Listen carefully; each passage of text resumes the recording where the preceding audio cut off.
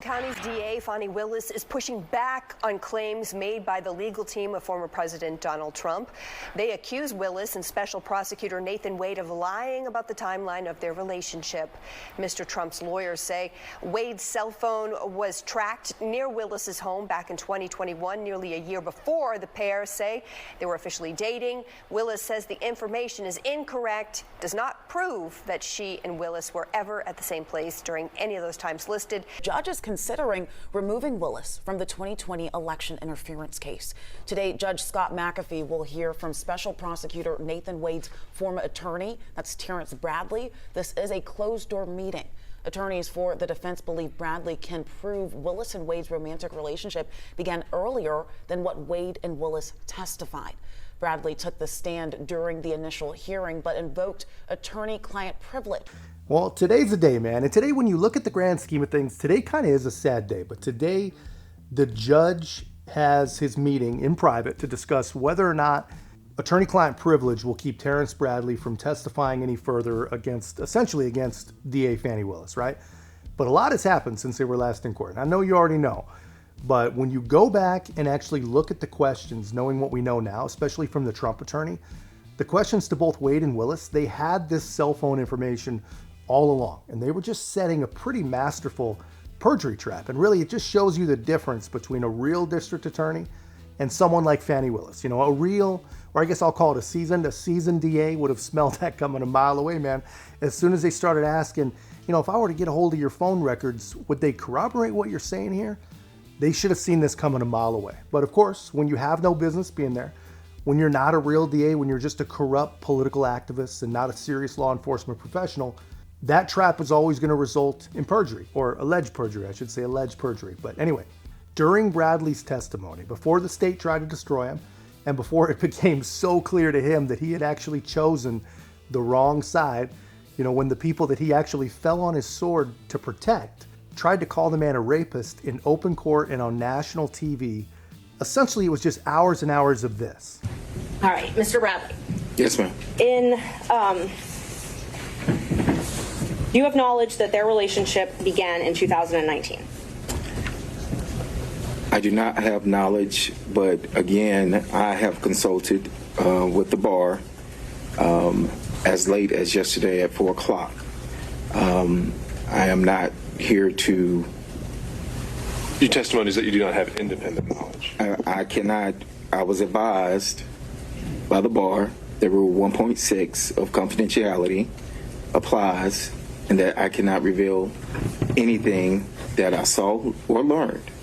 And that if the court is asking me to do that, that an immediate certificate of review should be asked. And so I'm not here to misrepresent to the court or to say anything inappropriate or anything. I am here because I also have a law license. And I'm not trying to lose that. And so, Mr. Bradley, can you finish that thought? As saw or learned, just period, without qualification whatsoever? Judge, I'm going to refer to what I was told by the bar, that Rule 1.6 of confidentiality applies, and that I would be asking for an immediate review of the Supreme Court. Sure, but applies to what? Any communications is what the person at the bar told us. Any communications? So like he did not qualify. If you talk to Mr. Wade, that's covered. Well, Judge, I don't know. He didn't go into those specifics, but this is what was told. I was sitting there with my attorneys, and this was what was told to us, to state that Rule 1.6 applies. And we gave them the scenario, and this is what they told us to do. And this is what I'm doing at this particular point. Yeah, multiple hours of that, man. But they could not get him to say in open court everything that he had allegedly said in private and in text messages to the defense, who apparently he's friends with, in the preceding weeks, right? And I don't know what spooked him, but it feels to me like something did spook him. I don't know. It's probably as simple as he did not want to be a part of letting justice win, letting the truth come out, right? He was pretty worthless as a defense witness, and the prosecution, honestly, they didn't have to ask him a thing. They had no reason to even go after him. They had no reason to even ask a question. They definitely had no reason to impugn the guy's character. They had no reason to make him look like he was incredible. They should have passed on questioning. But what I think happened, if I had to guess, and if anyone cares, is that they had a plan. The prosecution had assumed that he would give up more damning testimony, and they had already drawn up their play to handle the guy. And for whatever reason, they didn't adjust. They just ran the same play. And in the process, they made the judge aware that Bradley had lied about why he left the partnership with Wade. And the problem with that was that he had previously claimed that even that was privileged. So the judge recognized that that was not privileged. And he said he was going to require a private off-the-record meeting today with Bradley to discuss whether or not he was interpreting privilege correctly the entire time, right? Or whether or not he should be allowed to, or even compelled to testify further. So there's a lot riding on today and what the judge decides. And I'm sure the fact that so much new evidence has been submitted to the court that may prove, even without Bradley's testimony, that the district attorney perjured herself, and that at least she has a very, very serious conflict of interest. I think that those things will actually probably unburden Bradley to the point where he just tells the judge what he knows. And if he knows what we think he knows, that's a wrap. You know, it should be pretty interesting to watch. Almost as interesting as watching all the liberal legal analysts, you know, trying to convince the mushbrains, and actually convincing the mushbrains to a large extent, that none of this is even important, that it shouldn't affect the case against Donald Trump. But it does, guys, it does. It affects it in just about every single way. And it is likely to infect that entire office of prosecutors as well. Just last week, Special Prosecutor Nathan Wade took the stand under oath, and he was asked about his phone records. Here's that exchange. So if phone records were to reflect that you were making phone calls from the same location as the condo before November 1st of 2021, and it was on multiple occasions, the phone records would be wrong? If phone records reflected that, yes, sir. They'd be wrong. They'd be wrong. Former federal prosecutor, former assistant U.S. attorney for the Northern District of Georgia, Francie Hakes, and Gray Analytics vice president, general counsel, former U.S. attorney for the Northern District of Alabama, Jay Town, joins me. Francie, you're shaking your head, so I'm going to start with you. Is Fani Willis going to survive this, assuming all this is true?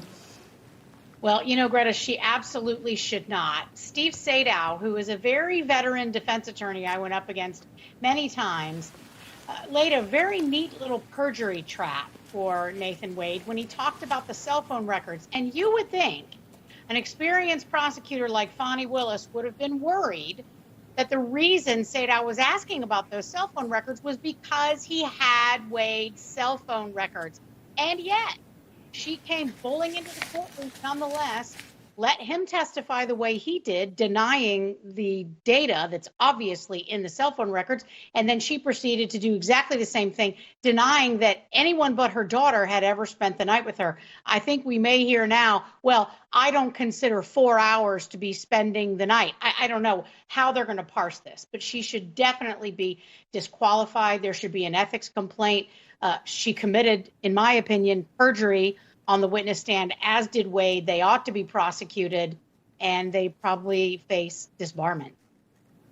And of course, assuming all this to be true, Jay, is that both their testimonies sort of neatly folded together. You know, that they, you know, and of course, Fani Willis denied watching his testimony, but now you've got this. So does she survive? Would you disqualify her? I would. Yeah, I would too, Greta. And I take issue with only one thing that Francie said. She referred to Fani Willis as an experienced prosecutor. She's not a real prosecutor at all. Her biggest concern and why she's so desperate to hang on to this case is that a real prosecutor will come look at these charges and probably quickly dismiss at least the more. Yeah, I mean, that's interesting stuff. I mean, we hate to say, I told you so, but I mean, we kind of have been for a very, very long time. And that all makes sense. And honestly, you know, this really is the perfect example of liberal hubris. You know, I have a feeling that if they had just nutted up and told the truth, just told the freaking truth, taken their lumps in the press, taken the ethics complaints, just taken the truth, they wouldn't have been removed. At least the office wouldn't be removed. And I think the judge would have just sucked it up, made some sort of show of some sort of sanctions, and maybe got rid of one of them, and everybody would have just moved on. But they could not tell the truth. They could not help themselves from allegedly perjuring themselves. They thought They thought that they were smart enough to get away with it. They thought that they were untouchable, and now not only have they jeopardized the case, but they have probably ended their own careers in the process. I mean, good thing for Fani, she's got stacks and stacks of cash under her mattress, so she doesn't have to worry about it. But poor Nathan Wade, man. But that's just my take, guys. Let me know your thoughts in the comments, and if you haven't already, be a part of the channel's growth. Make sure to like, comment, subscribe. Most importantly, share the channel. I'll see you in the next one.